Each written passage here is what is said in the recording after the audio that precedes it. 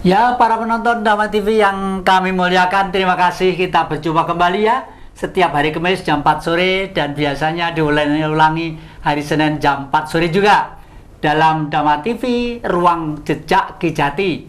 Para penonton Dama TV yang kami muliakan, sebelum kita berbincang-bincang ke sana kemari, selalu kita panjatkan puji syukur kepada Sang Maha Pemurah, Pengasih lagi Penyayang terhadap ciptaannya. Semoga semua dalam keadaan damai, tenang, abadi, sejahtera, sesuai dengan hukum mereka masing-masing. Baik yang jauh, yang pendek, yang dekat, yang dingin, yang panas, dan lain sebagainya. Dan untuk itu semuanya, supaya mereka menerima getaran atas kegembiraan kami ucapkan Rahayu.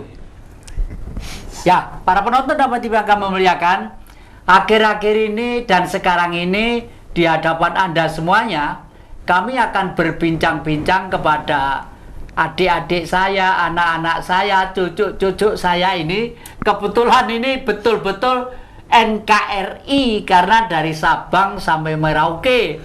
Yang ada yang dari Aceh ya, ingat Aceh loh ya. Siapa Aceh tokoh yang terkenal? Cut Nyak Din. Waduh, wanita yang gagah perkasa, pelindung negara. Itu jadi wanita harus begitu, jadi bangsa harus begitu ya. Dan ada yang sampai timur, di timur sana. Oleh karena itu biarlah adik-adik memperkenalkan diri masing-masing. Kalau dulu dari Unitri, sekarang masih ada dari Unitri ya, tetapi ini ada dua kampus ya, Wisnuwardana dan Unitri. Dimulai saja dari paling sebelah kiri sana, monggo. Namanya siapa? Ibu bapak jangan lupa diucapkan. Ya, terima kasih yang Romo. Nama saya Arafik Burhan, asal dari Flores. Nama bapak saya Burhan Abbas, nama ibu saya Salma Memeng. Saya dari mahasiswa Universitas Wisnuwardana Malang. Sekarang saya jurusan PTKN semester 8. Terima kasih. Ya, bagus. Selanjutnya, silakan. Jadi, terima kasih. Nama saya Franciscus Saverius Ogniel Bani. Saya asal dari Sumba, khususnya Sumba Barat. Nama ibu saya Veronica Bulu dan nama ayah saya Benedictus Bulu. Saya kuliah di kampus Wisnuwardana Malang semester 4. Monggo. Ini ayo kenalkan lagi. Baik, terima kasih. Nama saya Yongki Yang Ormas, asal saya Maluku, dari Universitas Tribhuwana Tunggadewi. Terima kasih Romo. Ini yang cantik, cerita ini siapa? Assalamualaikum warahmatullahi wabarakatuh. Nama saya Sabrina, asal saya dari Aceh. Saya dari kampus Wisnuwardana Malang, jurusan hukum semester 1. Waduh, hukum ya. Monggo yang terakhir. Oke, jadi baik. Perkenalkan, nama saya Maria Alfonsa Ngaku. Itu teman-teman biasa panggil saya tuh dengan sebutan Fani. Jadi di sini saya menempuh pendidikan di Universitas Tribhuwana Tunggadewi Malang, program studi peternakan. Oh ya, asal saya dari ND. Mungkin dari itu ND, saja, Romo. Ya. Jurusan peternak? Iya. Waduh, jangan-jangan nanti putri anaknya banyak ya. Dan memang betul, ini mengambil jurusan-jurusan yang sangat efektif ya. Karena kalau sudah sekolah itu memang harus bisa melaksanakan apa ilmu yang diperoleh dari sekolahan itu ya. Nah, sekarang saya mau bertanya kepada anak-anak ini, selama ini dan sebelum itu, para penonton Dama TV kami memuliakan, ternyata banyak penonton TV itu ya, mulai dari profesor, dokter. Kemarin saya nyambangi, maaf ini mudah-mudahan saya belum terima kabar terakhir, Dokter Bob yang dirawat di rumah sakit. Kemarin anaknya jemput saya di rumah, saya jenguk ke sana. Itu ternyata beliau itu satu keluarga juga penggemar Dama TV ya. Lalu ini ada lagi Pak Winarno. Pak Winarno ini di Singosari ya. Ada Pak Wir Singosari. Itu pekerjaannya apa? Tukang pengayuh becak. Begitu saya lewat ke mana, saya turun ke jalan mau beli makanan, diginikan sama Pak An itu, Pak Jati ini di Dama TV kan? Nggih gitu. Saya itu penonton setia Pak Jati. Waduh, terima kasih. Syukur ya. Katanya Pak yang di Singosari itu Dama TV itu sangat mendidik keluarganya ya. Lalu ini ada teman-teman dari penjual batu di Kartini. Bakulake di Kartini, salam ya, mudah-mudahan laris. Tapi lek sudah dan cepet kukut. Ya. Lalu Pak Sui itu juga gitu. Ini saya terima kasih Pak Sui itu orang umum, nggak punya gaji, nggak punya pensiunan, bekerja apa geraknya kaki, tapi salut saya adalah ketulusan dan kejujuran dalam berkomunikasi ekonomi ya. Itu. Lalu Pak Nur Hadi dekatnya sana, dekatnya Gor sana. Ternyata juga begitu, penonton Dama TV yang setia. Syukurlah. Wah, kalau saya sebutkan mungkin satu buku ini kurang. Nah, para penonton Dama TV yang kami muliakan, kami tadi itu membuat judul hari ini adalah pendidikan adalah fondamen dasar kecerdasan bangsa. Meskipun yang minggu-minggu yang lalu sudah kami singgung sedikit-sedikit, kami akan bertanya langsung kepada anak-anak sebagai pelaku, pelajar yang mencari ilmu, sebenarnya itu sampai di mana pikiran-pikiran mereka. Coba ini supaya menjadi pelopor terdepan, untuk saya mulai dari Aceh. Biasanya orang Aceh itu tegas-tegas, prinsipnya kuat. Bagaimana nih selama mencari pendidikan di negara yang namanya Republik Indonesia, kalau ada apa ya, beratnya itu di bidang apa, kalau ada ringannya itu ke bidang apa, dan lain-lain, monggo silakan. Bagi saya Romo, semua pendidikan itu berat Romo. Berat? Iya, enggak berat, maksudnya kita belajar itu dengan sungguh-sungguh. Ya, jika memang kita sukses, berat itu tidak akan terasa. Ya. Itu ya. Itu. Kalau sukses nggak terasa. Ukurannya orang sukses itu apa kira-kira? Kira-kira. Ukuran sukses itu palingan Romo dia rajin dan tekun. Itu kunci buat sukses. Rajin dan tekun sukses. Insya Allah.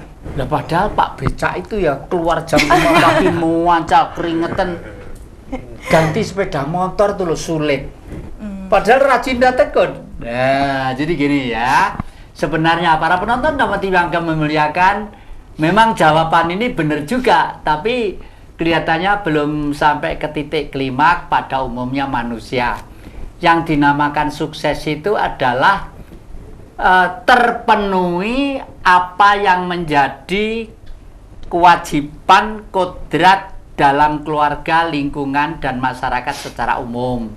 Secara pribadi, kalau gembira gitu macam-macam jalannya ya. Gembira itu ada yang punya duit 10.000 sudah sewenengnya setengah mati, ada yang punya duit kalau tidak 1 juta nggak seneng, ada yang punya duit 100 juta masih korupsi karena kurang seneng ya toh. Itu berarti nggak sukses ya. Iya. Satu yang dinamakan sukses itu satu gembira. Iya. Gembira itu penting. Karena gembira itu wujud kemerdekaan secara pribadi. Namanya gembira itu apa? Ndak ditipu orang lain, ndak menipu orang lain, ya toh?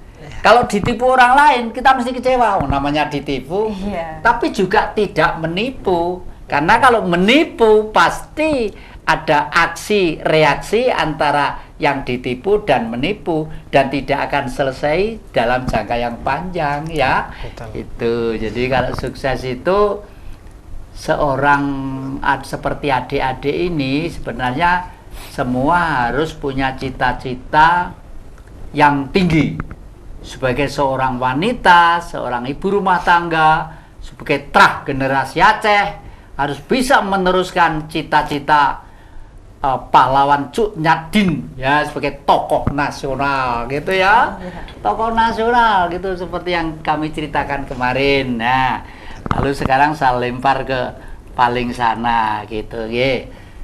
Mas, dalam pikiran sampean selama sekolah ini ada cita-cita apa yang belum terpenuhi, ada keberadaan bagaimana yang selama ini merasa terganggu secara pribadi sesuai dengan seorang mahasiswa yang mencari pendidikan. Oke, jadi baik. Terima kasih pada Eyang Jati dan terima kasih juga pada Dama TV.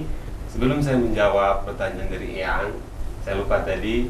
Saya asalnya Adonara di Pulau Ujung Flores Timur. Para teman-teman Dama TV ingin berkunjung, wahananya di sana bagus semua supaya kita bisa melihat keberagaman di sana. Oke, jadi baik. Saya sejak datang di Malang sejak 2016 saya belajar di kampus Wistumardana. Dalam perjalanan saya kenal game ini itu sejak tahun 2017. Karena sejak saya semester 1-2 saya kenal geng motor namanya geng.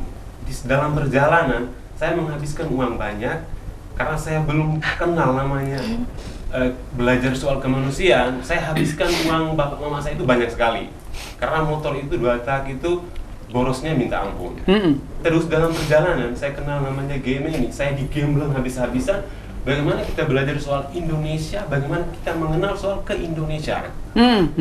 Di dalam perjalanan saya kenal teman-teman dari Maluku, namanya Bung Yongki. Saya kenal teman-teman dari Aceh, saya kenal teman-teman dari Sumba, saya kenal teman-teman dari Jawa. Itu menjadi saya puas, di mana saya membawa banyak benturan-benturan dinamika. Dan sampai sekarang ini saya terima kasih bisa bertemu duduk dengan Eyang. Terus saya tinggal di Gribik. Itu Gribi Gang 2 di Kelurahan Madiopuro. Saya membuka bimbel gratis untuk RT setempat. Buka apa?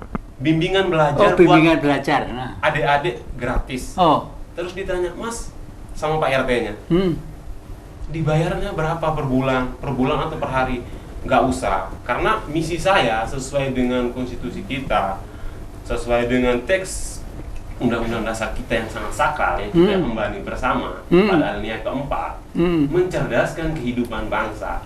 Dan saya sudah dimasukin roh Maharanisme sesungguhnya. Makanya saya kasihan karena ada saat pulang sekolah saya mengamati selama 3 bulan ke depannya itu aktivitasnya itu dengan widget game dan segala macam. Ya, dari sini dulu nanti dilanjutkan ya. Siap. Para penonton Dama TV yang kami muliakan. Inilah pemuda kita yang kreativitasnya tinggi, emosional untuk menjunjung derajatnya masyarakat kecil begitu tinggi. Nanti kita lanjutkan, jangan kemana-mana, masih di depan Jejak Ki Jati. Ya, terima kasih para penonton Dama TV yang selalu damai di hati. Anda masih setia di ruang Jejak Ki Jati ini. Saya akan kembali pada Nanda yang, waduh, kreativitasnya.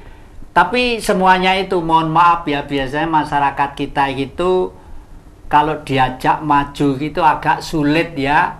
Malah kadang-kadang timbul sesuatu karena mungkin etnisnya lain, mungkin agamanya lain, mungkin ininya lain, mungkin hidungnya lain ya, mungkin kok berkumis dan sebagainya.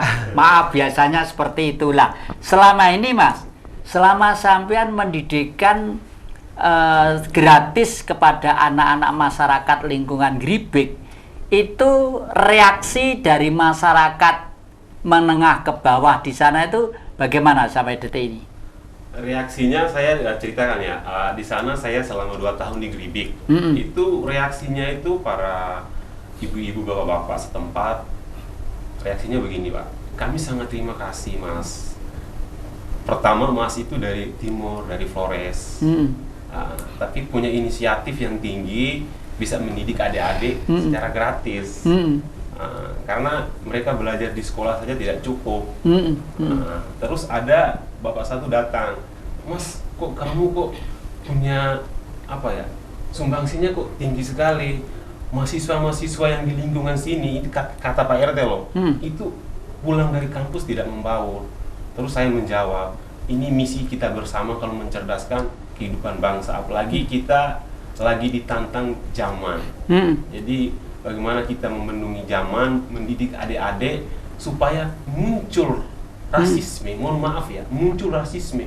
Kami itu Timur, kami itu Flores, kami itu Papua. Itu saya di situ karena dalam saya mengajar itu, selain saya membantu tugas dari sekolah yang diberikan sama Bu Guru dengan Pak Guru, setelah itu saya belajar mereka puisi yang berkemasan kebangsaan. Terus saya kasih unjuk foto-foto pahlawan, nama-nama mereka, kepribadiannya mereka bagaimana, perjuangan waktu dulu itu bagaimana. Nah, makanya para masyarakat juga senang. Terus sekarang saya ngontrak lagi di Mediopuro Gang PT, Gang Ayam. Nah, itu juga saya buka kembali. Itu pun tetap diminta bayar. Sampai saya dibeli beras secara gratis. Itu pun saya tidak minta, tapi dikasih secara gratis. Dan saya menghormati dan saya ambil beras itu sebanyak 5 kilo. Nah, terus saya kemarin juga ditawari lagi bahwa Mas, nanti acara 28 Oktober minta konsep kepanitiaannya. Saya siap akan mendatangkan narasumbernya. Karena itu, maka itu menjadi misi saya dan teman-teman semua. Karena saya sudah dimasukin roh organisme sesungguhnya. Ya, terima kasih, kita jauh tepuk tangan ya. Ya, begitulah memang seorang pemuda itu harus punya inisiatif dan kreativitas. Mumpung masih bisa diberi kesempatan untuk bicara dengan baik, pikiran masih lancar untuk berpikir, ya toh, masih sehat. Dan biasanya Mas, kalau seseorang itu selalu berpikir dan mempunyai inisiatif seperti itu, biasanya itu ya waras-waras saja ya. Sakit itu ya jarang, pilek paling-paling pilek paling-paling ya. Jadi masih bicara. Ya. Karena kemarin ada penggusuran lahan secara brutal di daerah saya, Kabupaten Flores Timur, khususnya Kecamatan Adonara Barat, Pulau Adonara, itu oleh pihak pemerintahan Kabupaten Flores Timur itu secara brutal 6 rumah digusur dan lahannya seluas 1 hektar.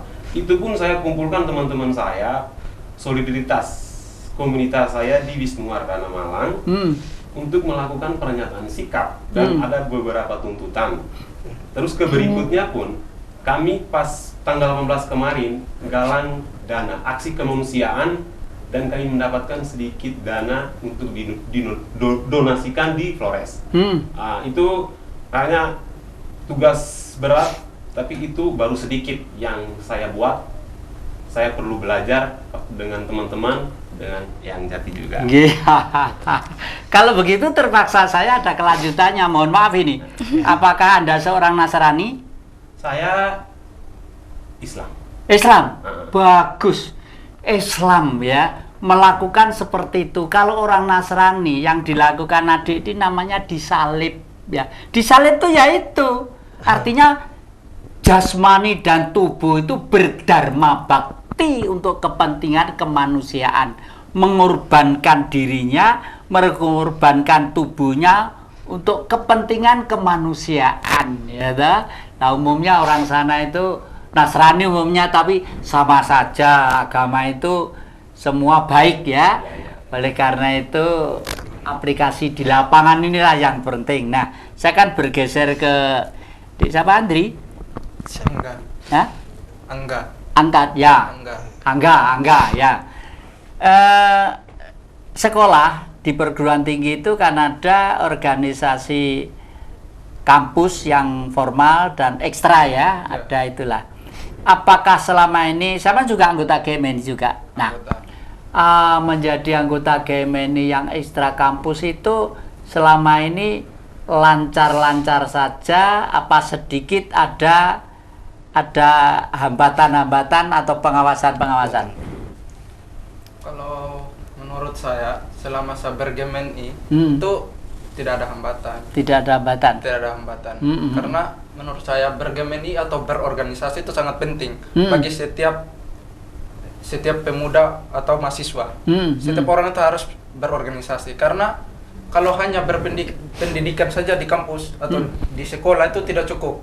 Karena pendidikan di sekolah atau di lingkup kampus itu sangat minim. Karena lebih banyaknya itu kita belajar di luar. Lebih bagus kita belajar di luar, mengetahui yang belum kita ketahui di kampus.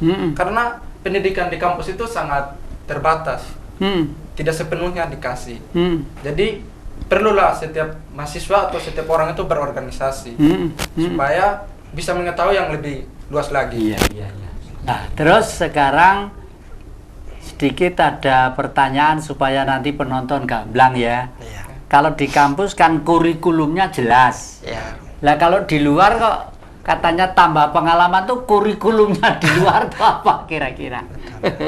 Kalau di luar misalnya. Misalnya itu kalau ada pertanyaan seperti itu, palingan ya menurut saya pengalaman yang saya dapat dari GMNI, saya bisa pelajari tentang marhaenisme. Di mana itu berbicara tentang kemanusiaan juga. Kalau di kampus ya palingan cuma terima materi doang, tidak ada pelaksanaannya. Sedangkan kalau saya berorganisasi di GMNI, saya bisa pelajari ilmunya dan bisa saya terapkan juga. Contohnya kemarin yang terjadi di Batu, terjadi angin kencang. Itu kami melakukan galang dana. Itu salah satu bentuk kemanusiaan juga.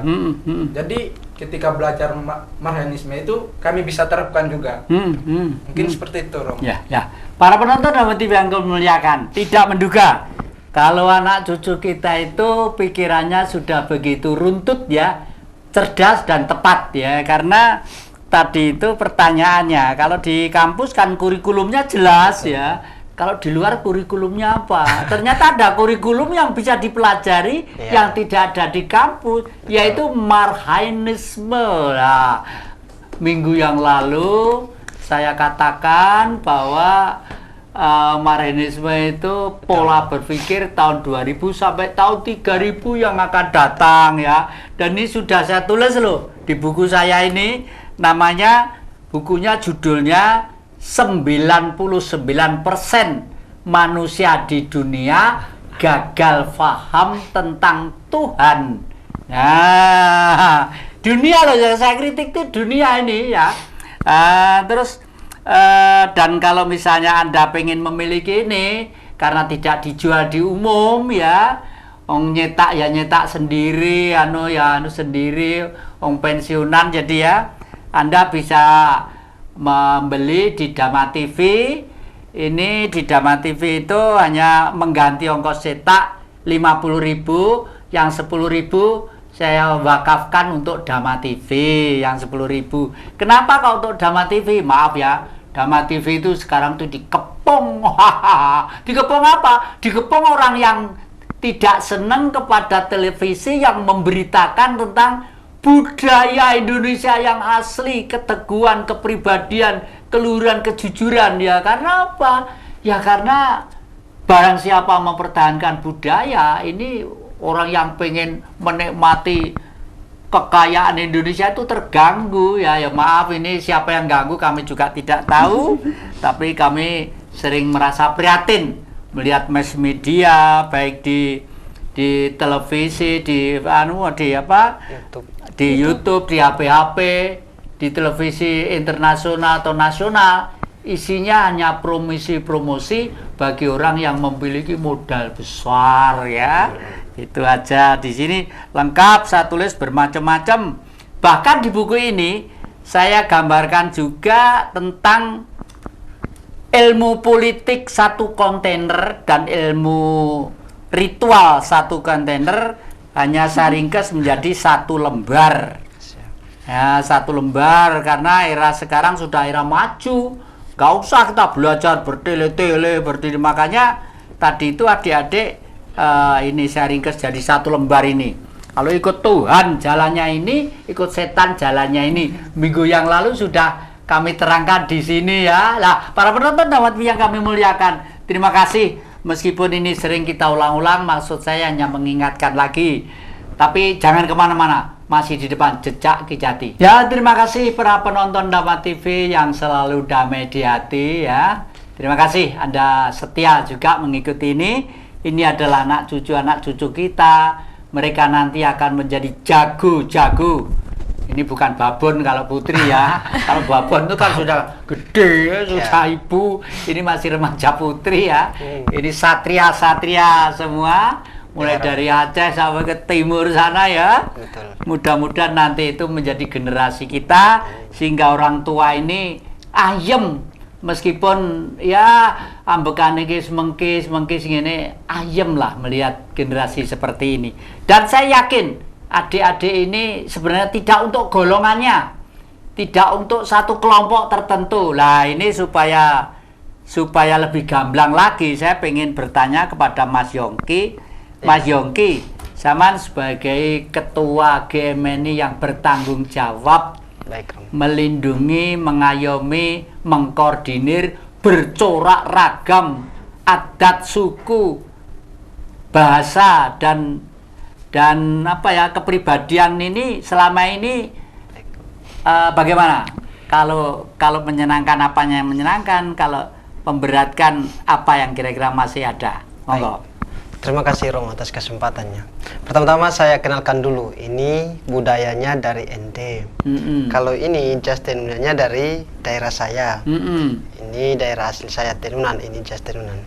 Kenapa kok kita hari ini menggunakan budaya? Karena itu indahnya budaya kita itu sangat apa ya, menguatkan kita sebagai identitas bangsa yang luar biasa. Teman-teman di GMNI selalu saya ajarkan Romo, untuk bagaimana yang paling utama dari semua tatanan itu mencintai budayamu dulu sebagai identitas. Setelah itu baru kemudian mengimplementasikan itu keluar. Kira-kira apa yang kemudian bisa dibuat di luar. Nah ini udah kuat budayanya, jangan sampai keluar terganggu, lantas itu kemudian menghancurkan semua tatanan, baik politik, ekonomi, bangsa, negara, dan lain segala macam. Makanya teman-teman di game ini saya selalu sampaikan bahwa apapun yang terjadi, budaya itu tetap dijadikan sebagai kekuatan spiritual kita. Untuk apa? Membuktikan bahwa Indonesia itu kuat karena budayanya. Betul. Begitu, Romo. Adik-adik yang baru, teman-teman yang baru, kemudian dalam perkembangan industri, jangan sampai menjadi budak-budak industri. Kenapa? Karena kalau misalnya menjadi budak-budak industri, apa latar belakangnya? Ya budayanya hilang, identitasnya hilang. Oleh sebab itulah ya kemudian kita ingin bangun bahwa tatanan budaya itu harus diutamakan. Ya otomatis pasti punya ancaman dan punya kelemahannya, Romo. Kelemahannya apa? Satu, kelemahannya kemudian kita tidak bisa mengayomi kultur yang berbeda-beda nih. Indonesia ini kan multikultur, dalam game ini multikultur, berbeda-beda suku, agama, dan lain segala macam. Nah oleh sebab itu kita kemarin sudah deklarasi namanya Lembaga Seni Budaya. Semoga di sini juga teman-teman atau para alumni, para sesepupu GBMI atau para stakeholder yang ada di sini di Kota Malang khususnya bisa kemudian bekerja sama membangun sinergitas terhadap lembaga ini supaya ke depan kita memperkuat basis-basis kebudayaan. Itu Romo. Bagus. Ini kalau semua kelompok golongan mempertahankan basis budaya yang kuat, sudah barang tentu negaranya akan kuat dan sehat juga ya. Sudah barang tentu seperti itu, karena seperti di Arab saja. Sekarang tuh sudah membuka diri di Arab itu ya. Kalau dulu wanita harus berukut, tidak boleh nyetir mobil. Sekarang wanita sudah boleh buka cadar ya, sudah boleh nyetir mobil, sudah. Waduh, di kota-kota itu sudah anu lah. Dan malah sekarang akhir-akhir ini Romo Paus ya, mendatangi Raja Arab Saudi, mengatakan bahwa Tuan, kita sudah tidak akan membicarakan agama. Artinya bahwa agama itu keyakinan masing-masing. Kalau itu nanti dibawa keyakinan itu dalam suatu negara, yang ada adalah pertentangan dan perselisihan. Nah, untunglah para penonton Dhamma TV yang kami muliakan, kita itu jauh-jauh sudah menjadi bangsa Indonesia yang berpancasila. Karena berpancasila, ya udah, adik-adik semuanya itu semua bertuhan. Maka tapi sekali lagi loh ya, De Yongki harus mengingatkan. Nanti kalau siaran di sini harus pakai pakaian tradisional ya. Kan bawa dari sana. Ngiras pantas promosi ya. Ya. Itu memang sudah menjadi kewajiban kita ya. Nanti kita lanjutkan karena kita masih banyak yang mesti kita pecahkan yang tentang fondamen dasar kekuatan bangsa tadi itu. Para penonton Dhamma TV yang kami muliakan, berbincang-bincang masalah kebudayaan itu memang hebat sekali. Ya. Nah ini Mbak Maria ini kalau Yongki pakai Iya. ini, Justin Wan iya, kalau itu saya tahu itu serabutan itu. Kalau ini jelas. Sama Maria ini tipe kain mana nih, songket mana ini? Oke, jadi yang kalau songket yang sementara saya pakai ini khas dari Flores, lebih tepatnya itu di Kota Ende. Oh, Kota Iya, Pancasila. Kota Pancasila, kota oh bersejarah ya, itu. Kota Ende di anu ya. Waktu Bung Karno di Bung Karno sana. dibuat dulu ya. Iya. Inspirasinya. Betul. Bung Karno waktu dibuat di Ende Di para Ende. penonton itu karena Bung Karno itu menghargai budaya. Di sana itu membuat tonel itu kok semacam ludruk gitu loh ya. Membuat cerita rakyat Iya. jadi memang berjuang itu tidak semudah, Iya. tidak segampang yang kita harus sabar, telaten, tekun dan jujur ya. Betul. Jujur itu apa? Tulus. Kenapa kok mesti harus tulus? Kalau nggak tulus nanti otak itu terpenuhi oleh kepentingan-kepentingan pribadi ataupun golongan, lama-lama menjadi kualitasnya menjadi turun ya. Betul. Jujur, kreatif itu selalu ada tantangan-tantangan yang kita hadapi.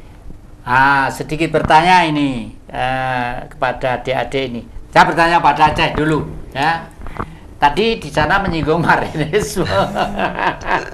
Betul, Romo. Pernah ngicipi pada marinisme itu sebenarnya makanan jenis apa? Modernisme, bukan makanan Romo. Bukan ya, oke. Bagus. Berarti pinter. Apa? Modernisme itu kalangan masyarakat biasa yang ditemukan oleh Soekarno dan bisa diambil pengalamannya gitu. Oh ya, atas dasar pengalaman masyarakat biasa tadi, Bung Karno lalu berpikir, loh, rakyat ini Pak Marhen ini kok miskin, ya padahal kerja keras, mencangkul. Ditanya sama Bung Karno di Bandung Selatan sana, apa itu, Cak, kalau orang Jawa Timur misalnya, Mas itu sawah siapa? Sawah kami kan, gitu loh. Kan ke juragan. Cangkulnya, cangkul kami. Sawahnya luas apa enggak? Itu pohon itu sampai sana. Nah, terus Bung Karno berpikir, kesimpulannya orang Indonesia itu rajin, ya, kaya, rajin, kaya, tekun. Tapi kok miskin? Bung Karno terus berpikir, waktu itu kan masih tahun 27 ya. Betul. Masih di bawah penjajahan Belanda. Bung Karno berpikir, loh, wong rajin, kaya, tekun kok miskin, berarti ada yang memiskinkan, ya toh? Yang memiskinkan siapa? Sistem. Sistem itu adalah undang-undang atau hukum yang dibuat oleh negara. Pada waktu itu negara kebetulan yang menguasai adalah penjajah. Lah makanya subjeknya orang yang menderita itu disebut Marhen ya. Marhenisme adalah ajarannya Bung Karno. Marhenis adalah ini manusianya. Betul. Manusia yang berjuang untuk kepentingan kaum miskin adalah disebut kaum Marhenis. Lalu Mas Cak itu tadi itu waktu ke desa-desa itu juga bagus. Tapi sebenarnya itu harus dilakukan oleh negara atau pemerintah yang ada, ya toh? Karena di Undang-Undang Dasar sudah jelas tadi dijelaskan, ya toh? Jadi kecerdasan masyarakat, kepentingan bangsa dan rakyat itu tidak boleh lapar, tidak boleh tidak berpendidikan, gitu ya, dan seterusnya ini ya. Jadi itulah yang harus kita pahami ya. Jadi memang betul Marhenisme bukan makanan tapi ajaran ya. Tapi kakek ini ya, kalau seperti tadi Pak dosen yang sebenarnya hari datang, siapa dekan itu yang Pak besok Cakti. Pak Cakti ya, Indra Gunawan ya. Besok Rebo kita datang ke sini. Karena beliau itu seorang dekan yang pikirannya cerdas dan anak-anak yang muda dipacu untuk menguasai IT. Ya, kemarin kan begitu. Betul. Itu karena dengan IT itu kita menjemput era yang akan datang ya. Sekarang cari duit lewat gini ini sudah bisa. Betul. Ya, meskipun kakek ini belajar nggak bisa-bisa. Karena harus ini, harus itu dan sebagainya. Ya, para penonton Dhamma TV yang kami muliakan, masih asik bicara-bicara dengan anak-anak saya ini. Jangan kemana-mana, masih di depan Jejak Kejati. Ya, terima kasih para penonton Dhamma TV yang kami muliakan. Anda masih setia ya. Ya, terus kita korek anak-anak cucu kita ini. Sekarang kesempatan terakhir ini adik-adik ini ada unek-unek itu ngerti unek-unek itu bahasa Jawa. Unek-unek itu isi hati apa yang belum terpenuhi gitu ya. Betul. Ayo dimulai dari sini dulu apa? Jadi terima kasih Eyang, saya di sini sedikit bertanya kira-kira tanggapan Eyang soal atau hal-hal yang berkaitan dengan penggemar tersebut tuh seperti apa gitu. Waduh, ditanya raja apa bukan itu ya. Jangan-jangan nanti raja diborgol. Ya sebenarnya gimana ya, saya tuh pernah diangkat jadi rajanya raja-raja Indonesia.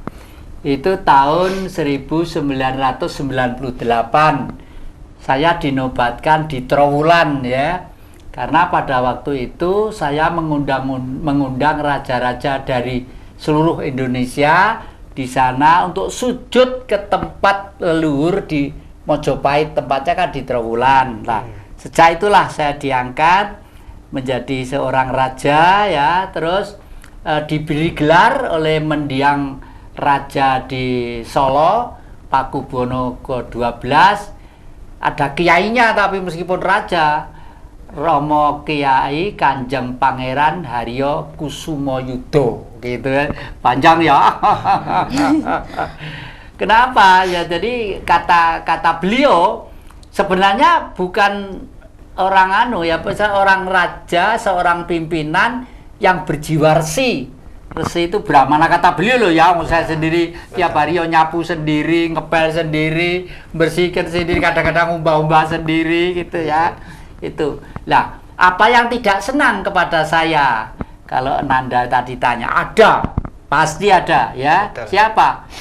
Pasti Anda tidak percaya anehnya ya. Siapa? Justru Bu Jati sendiri. Kenapa? Kok Bu Jati sendiri? Saya malah berpikiran ya, kalau Bu Jati nggak curiga dengan saya, malah keliru. Malah keliru. Karena apa? Waktu itu 40 tahun yang lalu ya, 40 tahun yang lalu saya itu masih agak ganteng gitu ya, agak ganteng gitu. Kalah kalau ini ya, kalah semua ini ya. Putih tur artis, temannya itu cantik-cantik, zamannya cantik-cantik gitu. Jadi Bu Jati mesti curiga lah, karena saya keliling ya kemana-mana ke seluruh Indonesia ini, sudah barang tentu ada pihak ketiga yang nepasi itu, waduh Pak Jati itu pacaran mbak wong ini gitu tuh. Ya jadi marah tuh dengan saya. Betul. Marah yo mulai seperengut ngono orang Madura. Ya, mulai seperengut ngono medeni. Tapi saya justru semakin cinta karena apa? Itu adalah ibunya anak-anak. Itu adalah istri saya yang saya cintai.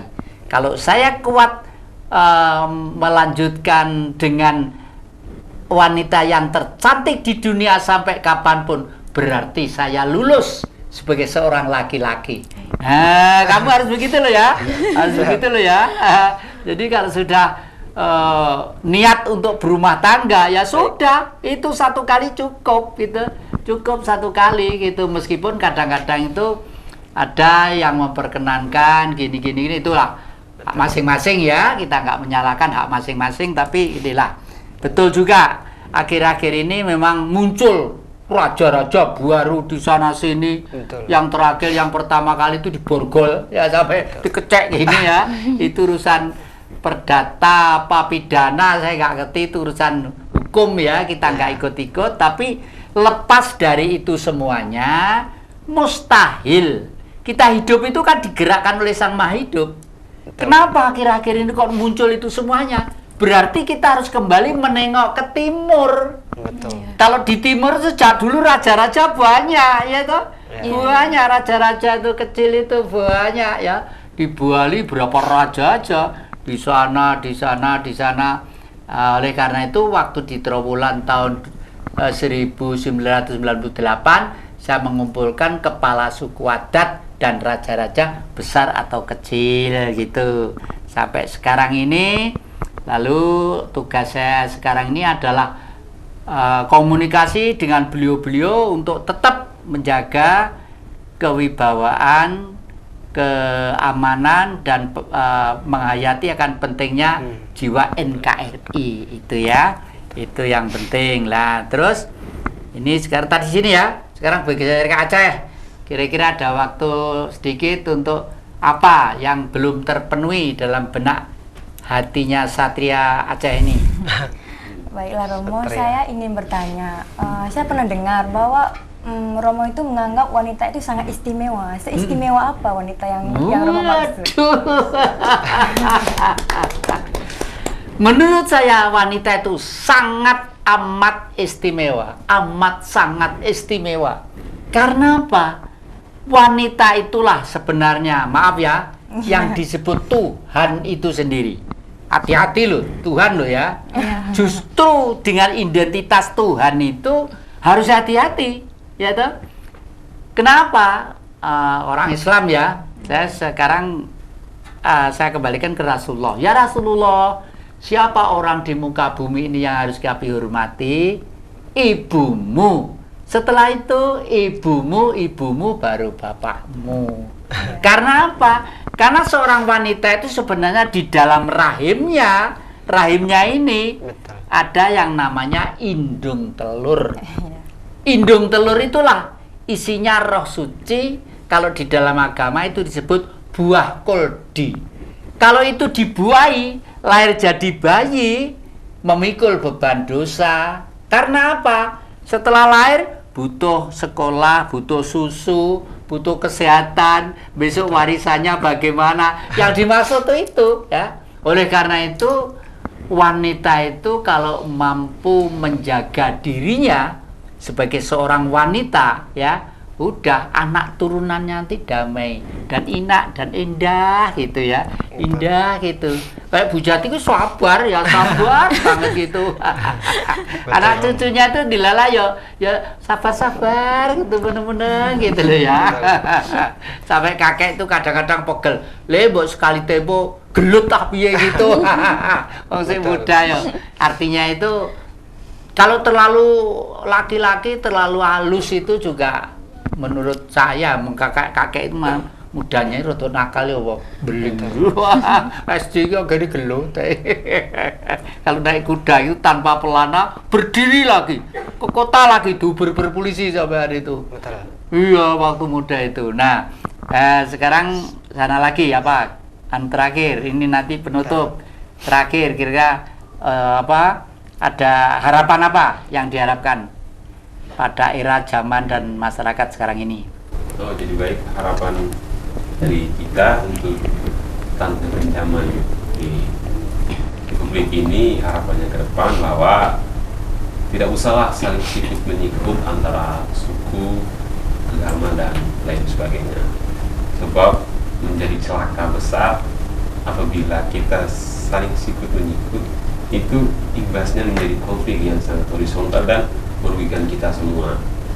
Saat kita lagi konflik, ya mohon maaf, yang punya kepentingan itu sangat bereforia di belakang, karena yang menggiring sebuah opini untuk kita konflik, di balik itulah mereka saling bereforia. Makanya marilah kita saling berdamai dalam artian cinta kasih, saling berkontribusi, karena intinya dari sini kontribusi itu ide sangat penting.